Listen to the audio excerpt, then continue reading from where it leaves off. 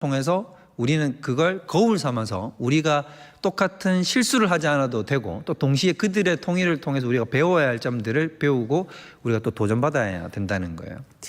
1989년, 90년에 통일이 됐어요. 그때 독일이 통일이 됐을 때 여러분들도 기억나실 거라 생각해요. 저도 어렸을 때였는데 텔레비전을 통해서 그 동유럽권에서 전 세계적으로 이제 그 민주화의 물결이 막 일어났죠. 그 물결들이 일어났던 걸 저는 생생하게 기억이 납니다. 근데 그때 독일이 통일이 됐잖아요. 그때 우리나라 유학생들이 독일에 많이 가 있었습니다. 근데 통일이 되어서 막 이렇게 축제같이 벌어지고 있는 그 장소에서 우리나라 유학생을 딱 분별할 수 있는 아주 손쉬운 방법이 있었대요. 많은 동양인들이 있었을 거 아니에요. 뭐 우리나라 유학생만 가 있는 게 아니라 일본 유학생, 중국 유학생 뭐 많이 가 있었을 테니까. 근데 우리나라 유학생은 아주 분별을 하기가 쉬웠답니다. 어떻게 알 수 있었을까요? 우리나라 유학생들은 다 울고 있었대요. 그 장면을 보고. 왜냐하면 감정이입이 되잖아요, 지금. 독일이 통일된, 동서독이 통일된 그 상황을 보면서 자기 민족이 떠오르는 거예요. 그러니까 한반도의 상황이 떠오르니까 그걸 보면서 눈물을 흘리는, 거리에서 눈물을 흘리고 있는 사람은 다 한국 유학생들인 거예요. 실제로 이제 그 자리에 있었던 분들의 고백을 제가 많이 들어봤습니다. 그래서 우리가 배워야 할 점 중에 하나는 뭐냐면 독일 통일의 주체가 누구인가에 대해서 우리가 한번 되새겨봐야 된다는 거예요. 많은 분들이 독일 통일하면 착각하고 오해하는 지점이 있어요. 그게 뭐냐면 독일은 서독에 의해서 동독이 흡수 통일됐다라고 생각을 하는 겁니다. 그렇죠? 그럴 거라고 생각을 해요. 여러분들 평상시 생각을 안 해보셨을 수도 있어요. 근데 대부분 독일 통일하면 사람들이 떠오르는 건 뭐냐면 흡수 통일이라는 단어입니다. 그러니까 서독이 이제 당시에 경제적 규모도 훨씬 컸고 영토도 동서독은 훨씬 더 서독이 큽니다. 그러다 보니까 동독이 자연스럽게 그냥 흡수되어 버려서 서방 진영으로 넘어오게 돼서 흡수된 통일이라고 생각을 해요. 이게 많은 사람들이 가지고 있는 오해라는 것입니다. 실제로 결론부터 얘기하자면 독일 통일의 주역은 서독이 아니라 동독이었고 동독 중에서도 동독 주민들이었습니다. 그 과정을 잠깐 제가 설명드릴 거예요. 그러면 뭐냐면 일단 정치적인 서사를 먼저 보고 그 뒤에 감춰진 하나님의 역사에 대해서 우리가 살펴볼 건데 정치적으로 겉으로 드러났을 때는 어떻게 된 거냐면 지금 방금 얘기했던 흡수 통일이 아니고요. 동독 사람들이 주도적으로 이걸 행동했고 국제 정치적 준비 과정과 신앙적 준비 과정을 나눠서 한번 살펴보겠다라고 하는 거죠. 그럼 먼저 국제 정치적 준비 과정을 한번 보자는 겁니다. 1985년에 소련에 누가 그 서기장으로 이제 취임을 했냐면 미하일 고르바초프가 이제 서기장이 됐어요. 여러분 기억나시죠? 예, 고르바초프 머리에 이렇게 흉터 있으셨던 그분. 이 고르바초프는 성향이 자기가 주동하던 게 있었어요. 당시에 이제 사회주의가 굉장히 이제 보수적이고 굉장히 이제 완고한 형태의 스탈린의 개혁 그 공산주의적 체제를 갖추고 있었단 말입니다. 소련이. 근데 거기에서 자기가 페레스트로이카 그다음에 글라스노스트라고 해가지고 개혁 개방을 추진을 했어요. 그래서 85년에 소련의 미하일 고르바초프가 집권을 하고 난 다음에 동유럽 쪽이 다 소련의 영향권 속에 있었는데 거기에 따라서 소련의 영향을 받아서 다 이제 고르바초프주의자들이 동유럽권을 장악을 시작해요. 그래서 많은 동유럽에 이제 80년대 후반에 들어가면 자유와 민주의 물결, 개혁과 개방의 물결이 막 일어나기 시작을 했던 겁니다. 그런데 거기에 저항하는 마지막 국가가 있었어요. 그게 바로 어디였냐면 동독이었다는 겁니다. 이 동독이었는데 동독은 왜 그렇게 저항을 했냐면 동독의 지도자 때문이었습니다. 동독의 지도자가 누구냐면 에리 호네커라는 사람이에요. 이 에리 호네커는 스탈린주의자예요. 그러니까 완고한 공산주의자인 거죠. 그러니까 스탈린이 어떤 사람인지는 제가 지금 설명하지 않을게요. 여러분들 아실 거라고 생각을 하고. 그러니까 스탈린주의자다 보니까 이 사람은 이 고르바초프의 개혁 개방 노선을 취하지 않는 거예요. 거기에 동조하지 않는 거죠. 그러니까 고르바초프하고 에리 호네커하고 사이가 좋겠어요? 나쁘겠어요? 나쁘죠. 이 생각을 달리 하니까. 고르바초프는 개혁 개방해야 돼 라고 얘기를 하는데 에리 호네커는 무슨 소리야? 우리는 그런 거 안 한다. 그리고 에리 호네커는 완전한 독재자였어요. 마치 지금 김정은처럼. 그러니까 여러분 독재자의 특징들은 뭐냐면 개혁 개방을 원하지 않습니다. 여러분 우리가 굉장히 조심해야 될 지점도 이거예요. 북한이 김정은이 나중에 핵을 미국이 받아주면 어느 정도 용납을 해주면 체제를 오픈해가지고 김정은이 개혁 개방의 노선을 취할 거다. 중국식 개혁 노선을 취할 거다. 천만의 말씀입니다. 절대로 그런 일은 일어나지 않아요. 왜 그럴까요? 김정은 독재 체제는요, 개혁 개방을 하는 순간 무너지기 때문이에요. 외부 세계를 받아들이는 순간 무너져 버리거든요. 그렇기 때문에 김정은은 절대로 개혁 개방을 하지 않습니다. 우리는 그걸 잘 파악해야 돼요. 에리 호네커도 그렇거든요. 그러니까 하지 않았어요. 그러니까 고르바초프는 에리 호네커를 되게 싫어해요. 그랬는데 솔직히 가고 싶지도 않고 만나고 싶지도 않았어요. 그런데 이제 동독의 상황이 뭔가 변화가 일어난 거예요. 어떤 변화가 일어났냐면 1989년 9월, 10월에 에리 호네커가 뭘 했냐면 그때 당시까지 동독 사람들이 제3국을 거쳐서 이 서독으로 들어갈 수 있었습니다. 이 길 루트가 이렇게 뚫려 있었어요. 근데 이걸 철저히 닫아버린 거예요. 막아버렸어요. 그래서 여행의 자유가 완전히 끊어지게 만들어버린 거죠. 그랬을 때 이 사람들이 9월, 10월쯤부터 1989년 9월, 10월쯤부터 이제 시위에 본격적으로 돌입을 하기 시작해요. 동독 사람들이 여행의 자유를 달라라고 하면서 시위를 하기 시작했어요. 이 시위가 확산이 됐고, 시위가 확산됐는데 마침 10월 7일이 바로 뭐였냐면 동독 건국 40주년이었단 말이에요. 그러니까 동독 건국 40주년이니까 사회주의의 수장격인 고르바초프가 거기를 방문하지 않을 수 없는 거예요. 그리고 왔어요. 왔는데 동독 주민들은 다 알잖아요. 고르바초프는 개혁 개방을 원하고 우리 에리 호네커는 이걸 막으려고 하는 사람이다. 근데 지금 우리는 자유를 원하거든. 개혁 개방을 원하거든. 그래서 시위대들이 어디를 가냐 하면 고르바초프가 묵고 있는 호텔로 가요. 호텔을 가가지고 막 이제 뭐라고 부르냐면 고르비 이러면서 고르비 이제 그 고르바초프의 애칭을 부르는 거죠. 그게 뭐 때문에 그렇게 불렀겠어요? 우리가 이렇게 시위하는 걸 도와달라. 당신이 전체 사회주의 수장 아니냐? 그러니까 당신이 우리에게 우호적인 메시지를 던져서 그러니까 우리가 시위하는 데에 이런 당이 그다음에 힘을 실어 달라는 거죠. 근데 이제 고르비가 뭐라 그러냐면 굉장히 유명한 말을 해요. 뭐라고 얘기를 했냐면 이렇게 얘기를 했어요. 늦게 오는 사람은 삶이 그 사람을 벌한다 라고 얘기를 했단 말이에요. 무슨 뜻인지 아시겠습니까? 약간 애둘러 말한 것 같죠. 뭐냐면 기회를 놓치면 삶이 당신을 벌할 것이다. 그러니까 이 타이밍이 뭐라는 겁니까? 개혁 개방을 위해서 전진해 나가야 됐다라는 것을 고르바초프가 얘기를 한 거죠. 거기에 이제 시위대들이 힘을 얻기 시작한 거예요. 그러니까 에리 호네커가 뭐라고 그랬냐면 이게 10월 8일 날 있었던 일이고 10월 9일이 월요일이었는데 그때 당시 그 독일의 이 동독 주민들이 어떻게 했냐면 월요일마다 월요 집회라는 걸 했습니다. 이 부분을 여러분들이 잘 아셔야 돼요. 월요 집회를 항상 했는데 이 월요 집회 때는 이제 평화 시위가 일어났었던 때예요. 그래서 평화 시위를 쭉 해서 사람들이 시위 가두 행진을 벌이고 이제 개혁 개방을 놓고 자유를 달라고 이렇게 외치는 시위를 했었던 때예요. 근데 이때 이 그 에리 호네커가 뭐라고 얘기를 하냐면 10월 8일 날 경고를 하는 거예요. 만약 내일 너희들이 개혁 개방을 추진하면서 자유를 달라고 시내로 쏟아져 나오면 중국식으로 내가 대응하겠다라고 얘기를 했어요. 중국식 대응이라는 거 여러분들도 또 아시죠? 그해 1989년 6월 4일이에요. 제 기억으로는. 이때 천안문 사태가 일어났어요. 천안문 사태가 일어났을 때 등소평이 어떻게 해버렸냐면 탱크로 시위대를 밀어버렸습니다. 유혈 진압을 했어요. 발포 사격을 해서 다 죽여버렸단 말이에요. 그래서 지금도 여러분 중국 가면 중국에서는 6월4, 6.4 이런 것은 완전 금기어입니다. 손으로 표시를 해도 잡아가요, 공안이.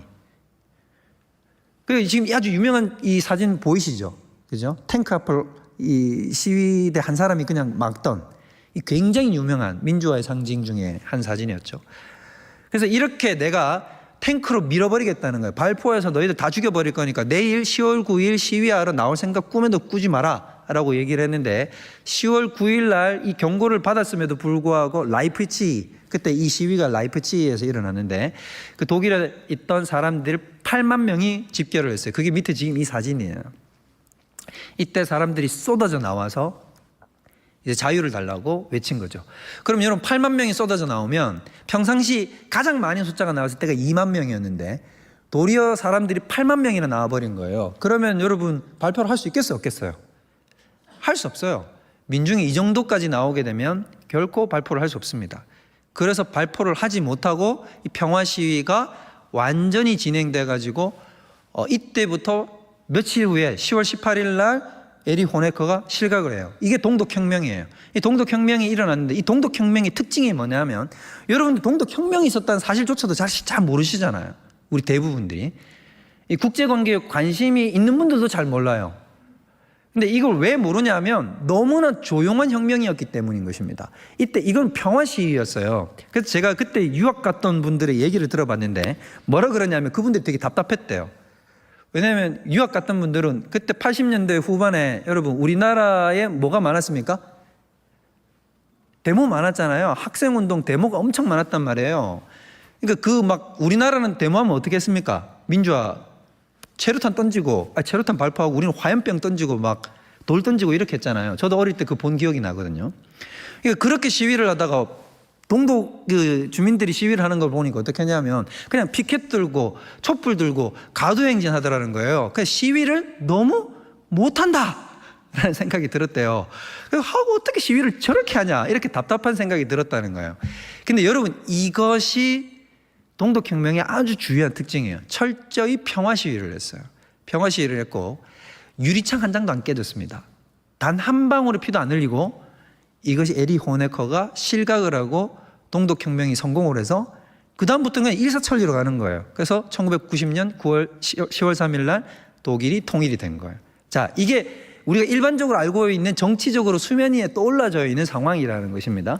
자, 그러나 이 이면에 제가 여러분들에게 오늘 말씀드리고자 하는 것은 바로 이 지점인데 이 이면에 누가 역사를 하고 계셨냐 하면 하나님이 역사를 하고 계셨다는 것을 우리가 알아야 된다는 거예요. 그러면 하나님은 어떻게 역사를 하고 계셨느냐? 그래서 독일 통일에 대해서 조금만 공부해보고 깊이 알고 있는 사람들은 독일 내에서 다 이렇게 얘기를 하는 겁니다. 독일 통일은 바로 무엇이냐? 조용한 개신교의 혁명이다 라고 얘기를 합니다. 그러니까 독일 통일은 하나님의 방식과 하나님의 뜻과 하나님의 능력으로 된 거였어요. 이걸 많은 사람들이 알지 못해요. 이 지점을 모른다는 거죠. 그러면 어떤 방식으로 됐습니까? 라고 얘기를 했을 때 라이프치히에 교회가 한 군데 있었습니다. 그게 바로 지금 오른쪽 사진에 보이는 니콜라이 교회라는 교회예요. 자, 이 니콜라이 교회는 종교개혁 시대 때부터 있었습니다. 1500년대 때부터 있었어요. 그러다 보니까 굉장히 역사와 전통이 오래됐죠. 이 교회에 122대 담임 목사가 부임을 했어요. 1980년에. 그분이 바로 누구냐면 피러 목사예요. 크리스찬 피러 목사라고 하는 이 목사님 밑에 사진 나와 있죠. 저 백인 남성분이 바로 그 목사님이십니다. 저 목사님이 부임을 하셨고 저 목사님이 2014년까지 사셨고 이제 소천을 하셨어요. 그래서 이분이 1980년에 이제 이 교회 담임 목사로 부임을 하게 됩니다. 근데 동독에는 실질적인 종교의 자유가 없죠. 지금 북한은 더 뭐 말할 것도 없고 북한은 기독교 믿는다 그러면 정치범수용소에 가장 밑바닥에다 집어넣어 버리잖아요. 동독도 마찬가지였는데 그러나 북한만큼 이렇게 가두지는 않았다는 거예요. 근데 이 피러 목사가 여기에 부임을 하고 나서 무엇을 시작했냐 하면 월요일마다 기도회를 하기 시작했어요. 월요일마다 기도회를 했고 그 월요일 기도회는 어떻게 진행됐냐면 그냥 아주 우리가 하는 일반적인 기도회와 똑같은 거예요. 성경 말씀 읽고 피러 목사가 간단하게 설교를 하고 찬양에 맞춰서 반주에 맞춰서 차같이 찬양하고 그리고 다 같이 기도를 하는데 어떤 기도를 하게 되냐면 이제 곳곳에 세상에 있는 이제 그 평화를 위협하는 모든 세상의 이런 잘못된 것들을 바로잡아 달라고 하나님께 평화를 구하는 그런 기도를 올려드리기 시작했던 겁니다. 이게 1980년에 이 목사님이 부임하면서부터 시작했던 월요 기도회의 시작이었어요. 근데 이 월요 기도회가 이렇게 시작을 하고 나서 이 월요 기도회가 커지기 시작하는 거예요. 그래서 1982년에 부임하신 지 2년 뒤쯤에는 어떻게 되냐면 이걸 매주 월요일 저녁 5시 청년 중심의 평화 기도회로 정착을 시킵니다. 아예 정착을 시켜서 이때부터 기도회를 시작을 해요. 그리고 독일 비밀 경찰이 이름이 뭐냐면 슈타지라 그래요.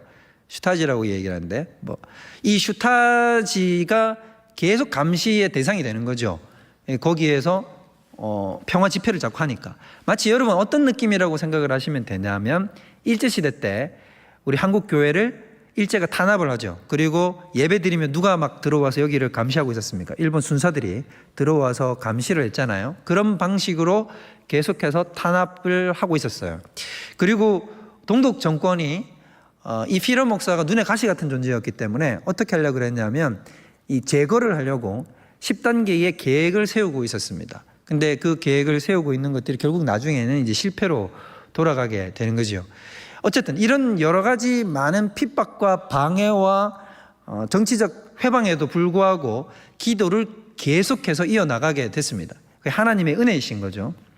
그때 이분이 가지고 있던 어떤 자신의 하나의 소명 그리고 중심된 마음, 목회 철학이라고 하는 것이 하나 있었는데 바로 그것이 무엇이었냐면 로마서 12장 12절 말씀이었어요. 오늘 앞에 나오죠. 다 같이 한번 읽어볼까요? 시작.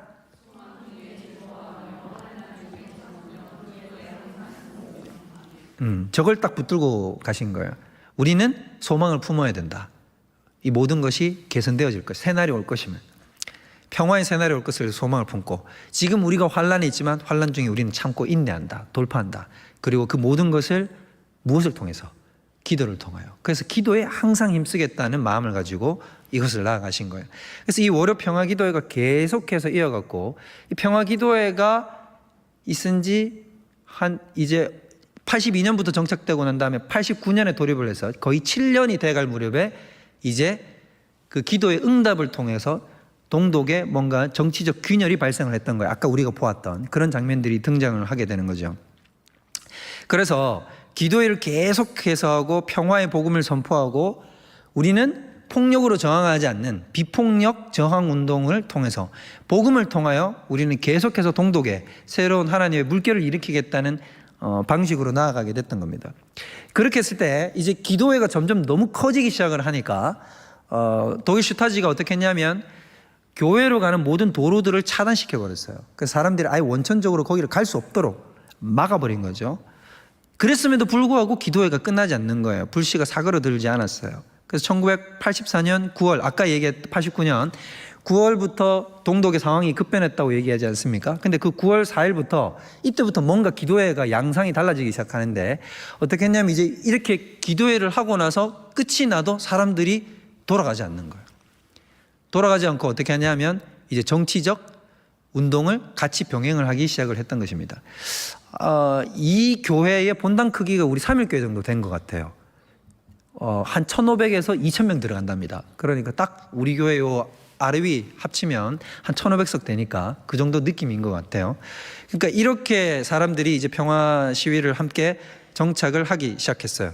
1989년 10월 2일에는 참여 인원이 기도회 끝나고 나면 사람들이 바깥을 나가서 어떻게 하냐면 이제 가두행진을 벌이는 거죠. 평화 시위 행진을 벌이는데 거기에 10월 2일에는 2만 명이 참여를 하게 됐다라는 겁니다. 이제 점점 커져 나가는 거죠. 아까 얘기했던 10월 7일 건국 40주년 기념 행사가 있었고 8일 날 이제 중국식으로 내가 탄압하겠다 그랬고 10월 9일이 월요일이었단 말이에요. 그때 이제 비밀 경찰이 가만히 있지 않을 거 아닙니까? 여기에 사람들이 들어와서 기도회를 하려고 하니까 어떻게 했냐면 비밀 경찰이 600명이 이 안에 들어온 거예요. 600명이 이 안으로 들어왔어요.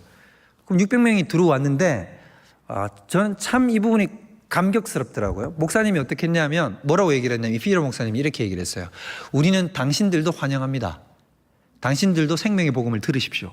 라고 얘기를 했고 근데 거기에 더 대박인 건 뭐냐면 그 600명이 시위대 여기 있는 기도회를 하려고 온 사람들을 체포하지 않고 어떻게 했냐면 그들도 그 자리에 앉아서 그 설교를 들어요. 그 설교를 듣고 그때 피에로 목사가 어떤 설교를 하냐면 예수님의 산상수훈을 가지고 설교를 합니다. 그래서 산상수훈에 이런 얘기를 하죠. 마음이 배부른 자가 돈 많은 자가 복이 있지 않다. 심령이 가난하고 가난한 사람들이 복이 있습니다. 마음이 기쁜 자들이 복이 있지 아니하고 부유한 자들이 복이 있지 아니하고 애통하는 사람들이 복이 있습니다. 천국이 우리 가운데 임할 것이다라고 설교를 하고 하나님께서 우리에게 사랑과 평화의 메시지를 우리에게 허락해 주셨고 하나님께서 그 능력을 통해서 독일을 변화시킬 것이라는 평화의 복음의 메시지를 선포하는 거예요. 근데 거기에 그 600명의 슈타지들이 감명을 받아요. 그리고는 어떻게 하냐면 여기 2,000명이 모였죠. 기도회가 끝이 나고 지금 나가면 어떻게 한다 그랬습니까? 총으로 죽인다고. 그래서 이 본당에 2,000명이 그때 기도회를 하고 있었대요. 그리고는 문을 열고 기도회 끝나고 문을 열고 딱 나가니까 바깥에 어떤 광경이 펼쳐져 있었냐면 1만 명의 사람들이 촛불을 들고 우리도 당신들과 함께 하겠습니다 라고 하고 있었던 거죠. 그리고 그 피러 목사님이 같이 마이크 잡고 이렇게 얘기했습니다. 우리는 당신들과 함께하기 원합니다. 우리 다 같이 독일 평화를 위하여 우리가 같이 나아갑시다 라고 하고 가도행진을 펼쳤고, 그때 독일 그 동독에 있던 라이프치히 주민들, 숨어있던 사람들이 쏟아져 나오기 시작해서 그게 8만 명의 시위가 됐고, 그때 10월 9일이 동독혁명으로 이어졌고 그게 통일로 이어지게 된 거예요. 자, 그러면 여러분 잘 보십시오. 정리가 됐죠. 그러면 지금 이 독일 통일의 역사의 그 근저에는 누가 역사하고 계셨던 것입니까? 하나님이 역사하고 계셨고, 하나님은 한 사람을 들어 쓰신 거예요. 니콜라이 교회의 크리스찬 피러 목사라고 하는 그 목사님을 통해서 아무도 기도하지 않는 그 기도의 제목을 놓고 붙들고 기도하기 시작했어요. 독일의 평화를 위해서. 독재 정권이 무너지고 하나님께서 참된 독일의 통일을 가져오게 해달라고 기도하기 시작했고, 그 기도가 7년이 이어졌을 때 비로소 독일 통일이 이루어지게 됐다는 사실을 우리가 눈으로 목도하고 있는 것입니다. 자, 우리 오늘 말씀을 봤었죠. 에스겔서입니다. 에스겔서 우리가 방금 보았을 때 이 36장은 새 언약에 대한 말씀이에요.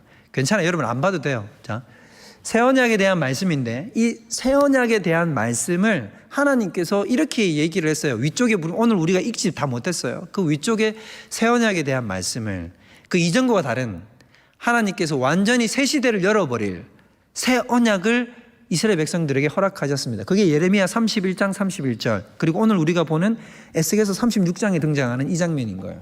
그 위대한 약속을 하나님께서 주시면서, 너희들이 지금 바벨론의 포로로 끌려갔다, 완전히 황폐해버린 너의 고토가 있다, 그러나 하나님께서 너희를 다시 그곳으로 돌려보내고 새 언약으로 내가 너희를 붙들게 될 것이고, 그 황폐했던 땅이 우리가 아까 읽었던 것처럼 에덴과 같이 변화될 것이다 라고 얘기를 했습니다. 그러나 하나님이 전제 조건을 달았어요. 뭐라고 얘기를 했습니까? 내가 이 모든 일을 계획했다 할지라도 이스라엘 백성이 이것을 이루어주기를 나에게 기도해야 할지라 라는 것입니다.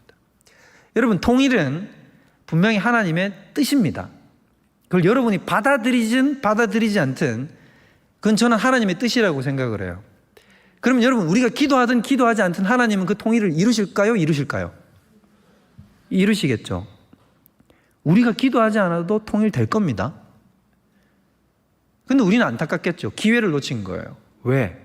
우리의 기도를 통해서 하나님이 통일을 이루실 수 있는, 하나님의 그 역사에 우리가 참여할 수 있고, 하나님의 그 놀라운 비전에 우리가 함께 연합하여서 그 일을 이룰 수 있는 기회를 우리는 박탈당하는 거지.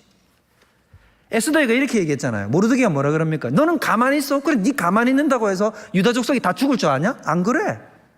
하나님은 어떤 방식으로 또 살릴 거야. 그러나 너는 그 일에 쓰임받지 못하는 거야 라고 얘기를 했잖아요. 우리도 그럴 수 있다는 것입니다. 하나님은 하나님의 뜻을 우리가 어떠든지 불순종한다고 해서 하나님은 하나님의 뜻을 못 이룬 분이 아니에요. 하나님은 어떤 방식으로든 이룰 거예요. 우리가 기도하지 않으면 다른 교회가 기도할 거란 말입니다. 근데 하나님께서는 우리에게 지금 이 말씀들을 통해서 우리에게 어떤 것을 보여주시고 있으십니까? 우리가 기도하면 하나님이 움직이신다는 거. 한국교회가요, 2000년대 초반에 통일을 놓고 굉장히 기도를 많이 했어요. 근데 요즘 기도 잘 안 해요. 뭐 부흥운동, 뭐 연합운동, 통일운동 이런 거 잘 생각하지 않아요. 제가 봤을 땐 지친 것 같아요. 하다가 지쳐버린 거지. 기도해도 뭐가 안 되는 것 같아 보이는 거예요. 그럼 여러분, 우리는 언제까지 기도해야 됩니까?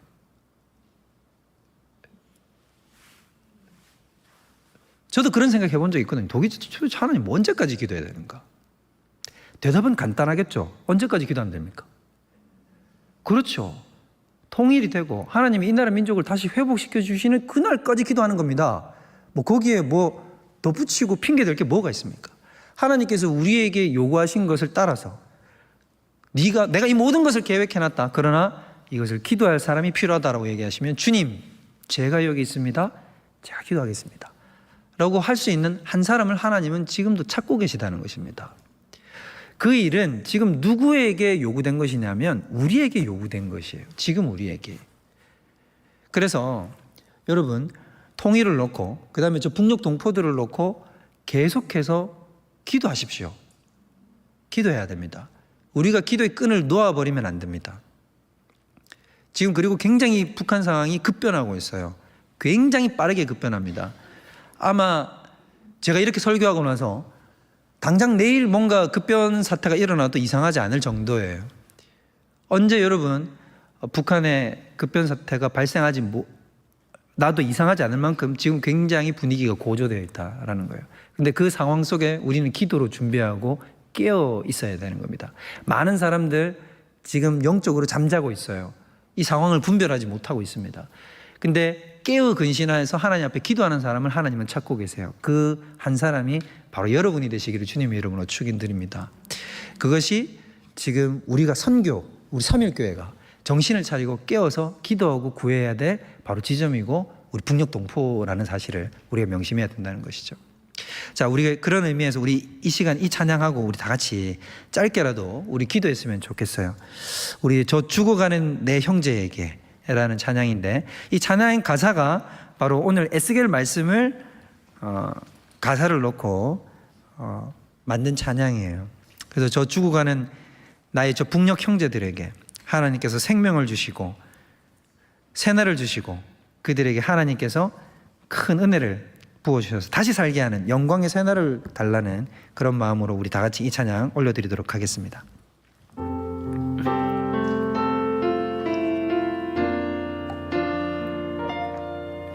저 죽어가는 내 형제에게 생명을 주소서. 흑암의 권세에 매여 흑암의 권세에 매여 내일을 빼앗긴 저들에게 저 소망 없는 텅 빈 가슴에 새 날을 주소서. 고통의 멍에 매여 고통의 멍에 매여 신음하고 있는 저들에게